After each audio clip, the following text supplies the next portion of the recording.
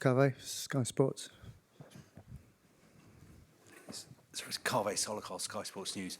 Gareth, after the last game, you said that you felt your team wasn't functioning and it was your responsibility to find solutions. Have you had time to do that, and are you expecting an improved performance tomorrow night? Yes, we have had time on the training pitch and plenty of discussions with the players. Obviously, whatever I say is fairly irrelevant. We have to go and produce it on the pitch. So we're very clear on where we need to be better. We haven't hidden from that. I think we have a very open dialogue, players, staff, and we're all on the same page on that. So the route forward was pretty simple to highlight. Of course, then we've got to go and deliver it. And I'm expecting that we will do that tomorrow. Front row here, please, Niv. Hi, question for Declan Rice, please. Neil Devat, Sport 1 Israel. Good to see you. During the Premier League season with Arsenal, your first season there, Mikel Arteta, your manager, moved you slightly a bit more further forward, and we saw the outcome. You had protection with Jorginho, etc. Do you think with England as well that is something that could help you and the midfielder area as well to help to get the best out of you? Well, I only actually moved into the 8 position after Christmas. I played my first 6-7 months as a number 6 under Mikel. And my first ever discussions with him were for me to go to Arsenal and play as a number 6. That's where he sees me as my best position. But I think as we started to train more, play more, he liked me in the 8 role as well. It also gave us a little bit more balance when Georgie played. So look, I can play both. I'm happy to play 8. I'm happy to play 6. You know, for England, the majority, I've always played number 6, and I've loved every single minute of it.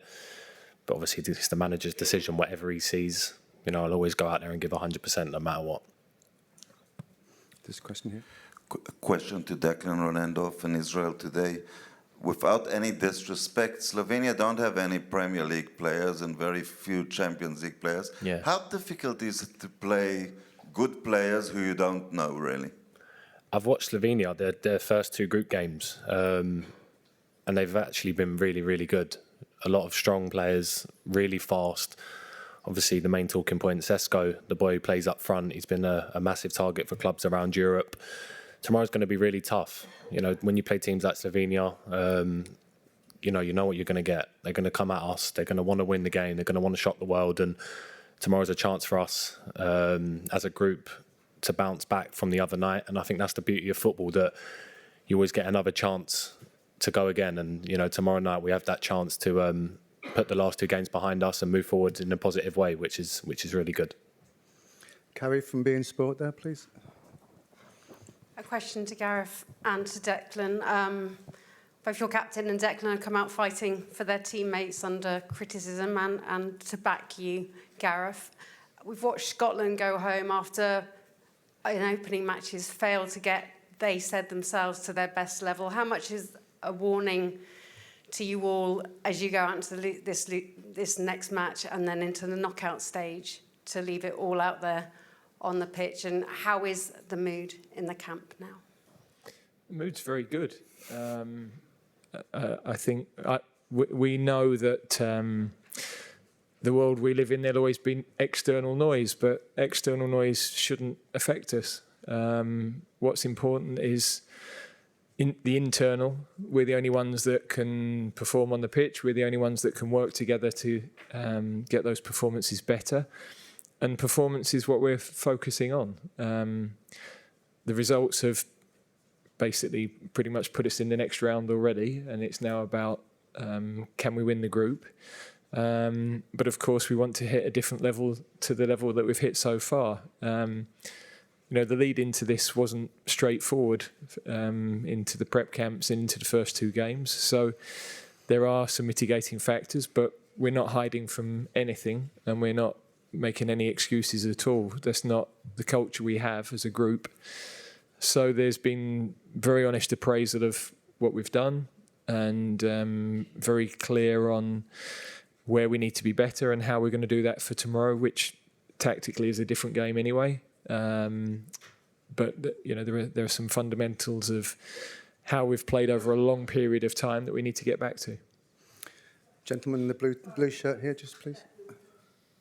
Oh, sorry. Yeah, I think what Gareth just said. I think as a group, obviously now Gareth's got his leadership group. We've had great internal discussions. I think that's such a good thing that Gareth has with the group, is that we're all so open and so honest. And if something's not right on the football pitch, we'll review it, we'll go over it, and we'll be better for it. And I was thinking back to it earlier. I think I said it to the writers. That this tournament's gone very similar in a way to the previous two tournaments I've played in, where we won our first two group games at the World Cup and the Euro 21. We then didn't have the best performances against Scotland and USA, but then we bounced back with a really positive performance against Wales at the World Cup and then Czech Republic at Wembley. So tomorrow night, we're really ready. We want to top the group. We want to have 7 points. And it's a chance to start looking forward in a positive way. Gazzetta in Italy. Question for Declan.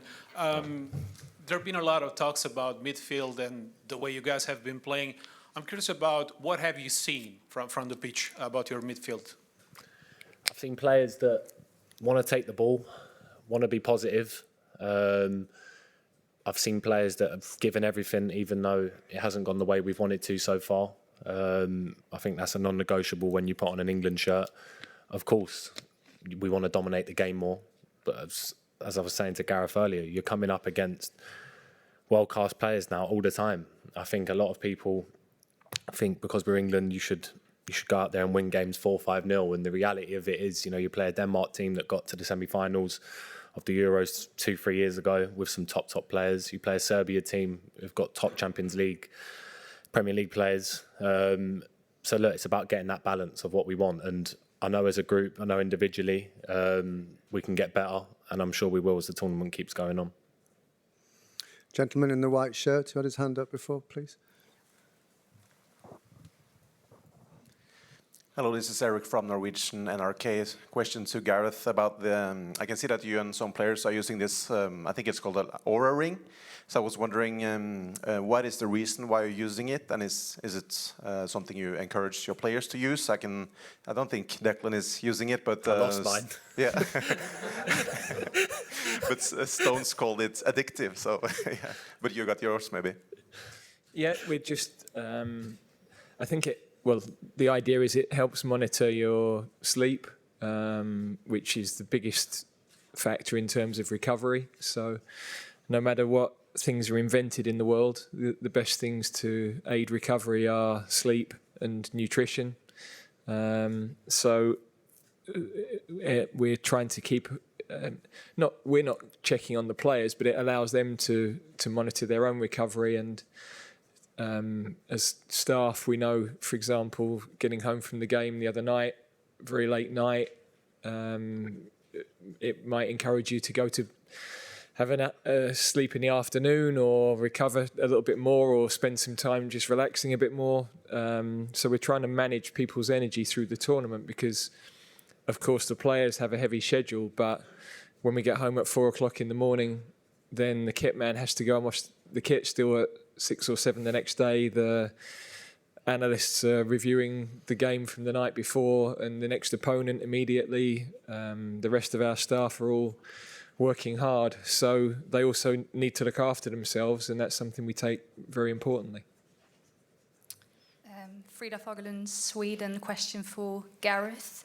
Looking at the two first rounds of the group stage, you conceded the lowest expected goals, which obviously means that your opponents haven't really had a clear chance. Would you say that shows that parts of your play have actually worked pretty well?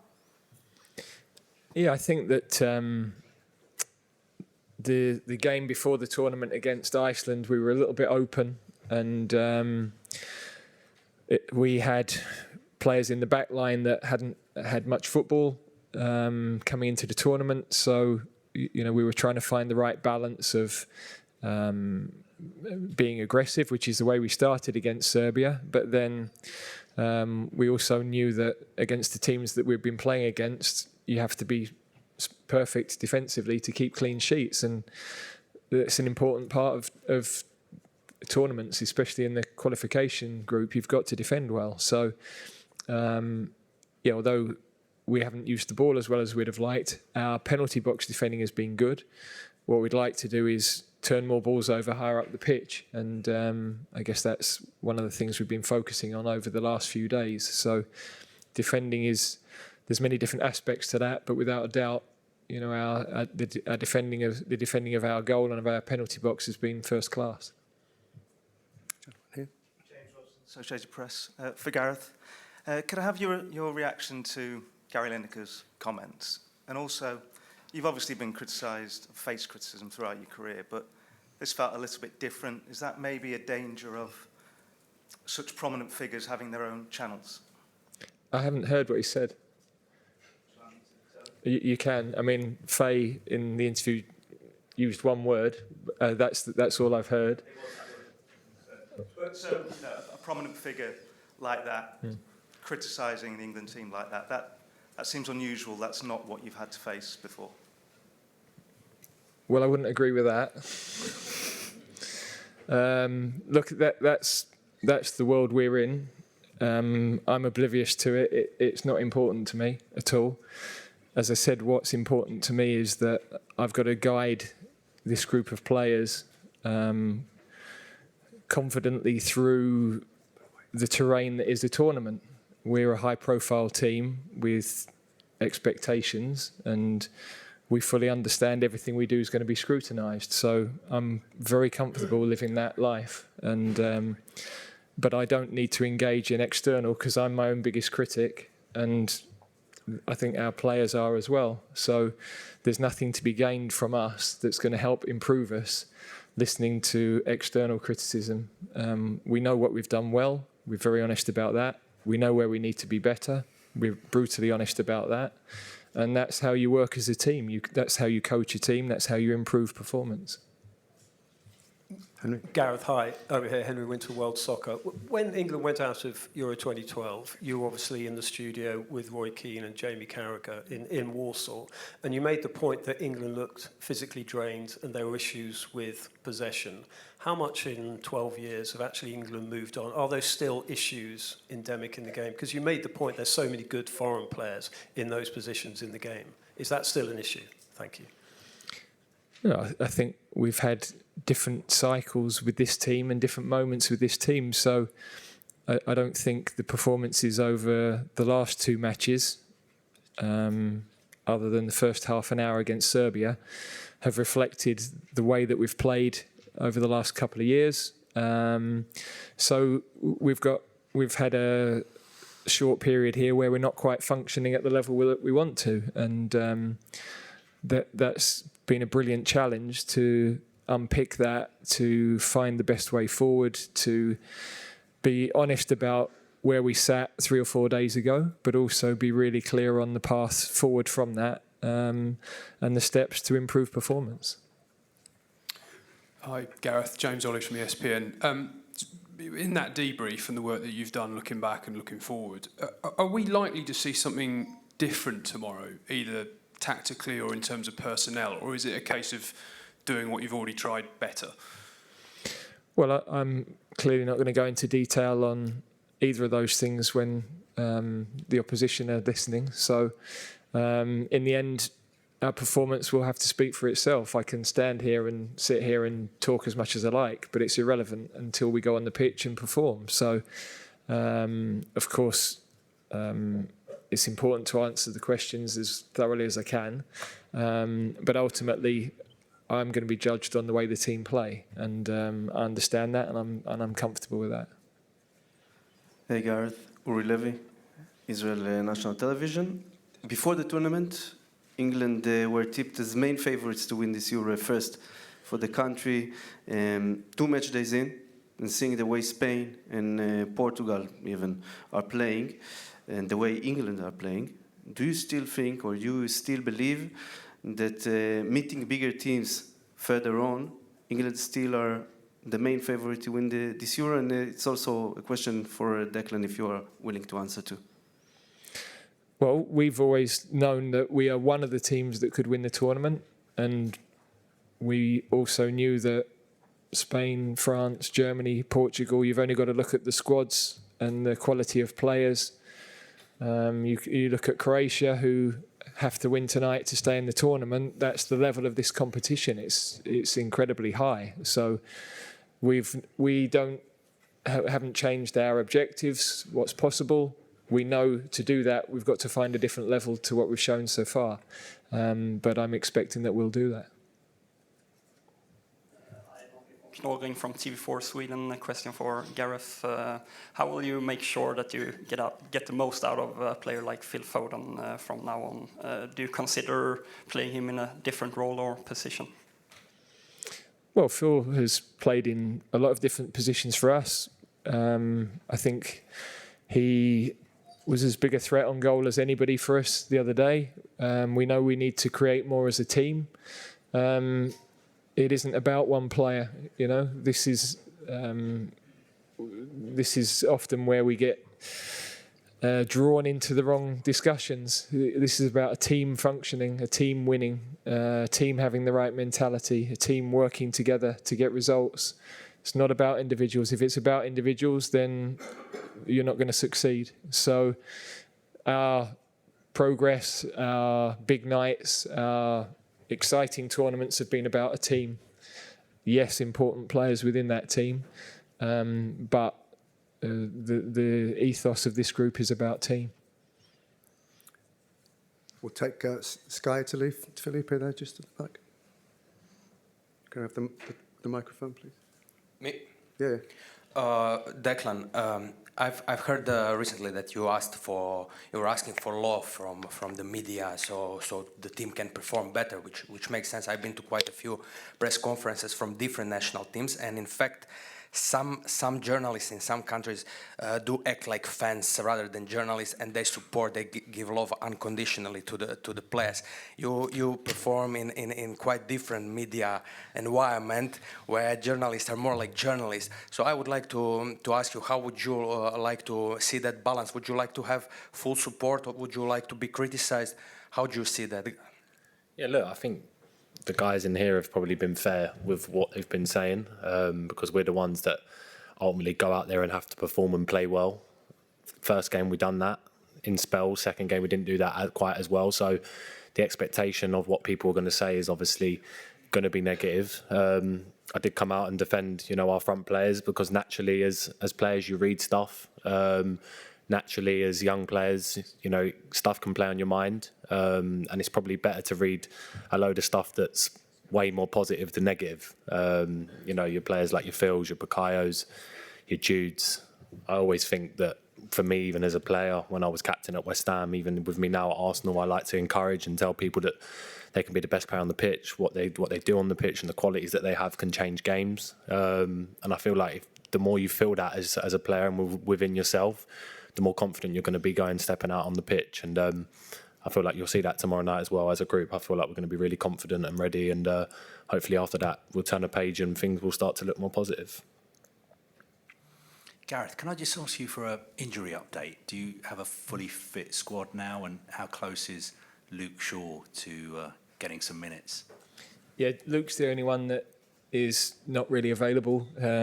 He'll possibly change with the team tomorrow, but he's not quite ready to be involved in the game yet. We'll take one final question from Sky Italy, please. Gareth, Filippo Benicampi, Sky Italy. I'm trying to make you laugh on this huge criticism. We've got in Italy 59 million of people, and we say it's 59 million of coaches. How many coaches have you registered in your mind in the UK in the past few days? Very nice.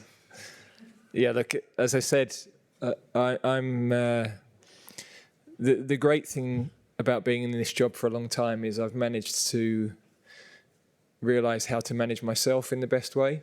So a few years ago, I would have read things, I would have listened to things, and yeah, it would have saddened me and it would have taken energy from me. Now I have to cut myself off from it. I can't put myself in that position, because you lose focus and you lose what's important. So it gives me great perspective. It allows me to be, hopefully as I appear now with the team, they can see that in actual fact, we're just thinking about how we improve things. We're composed in what we're trying to do. We never duck where we are as a team. I don't think anybody would have ever heard me say anything about any of our performances that was inaccurate or overly glossy.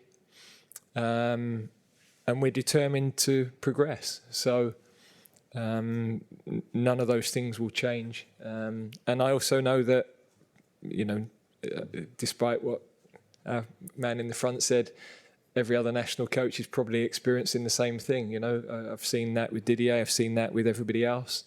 That's the modern world. So it's not just the general media. It's all the other media outlets. It's social media.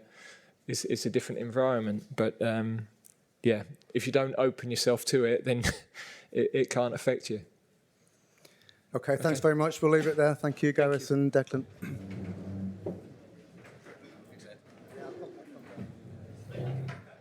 Cheers, Nick. You okay? Yeah, good.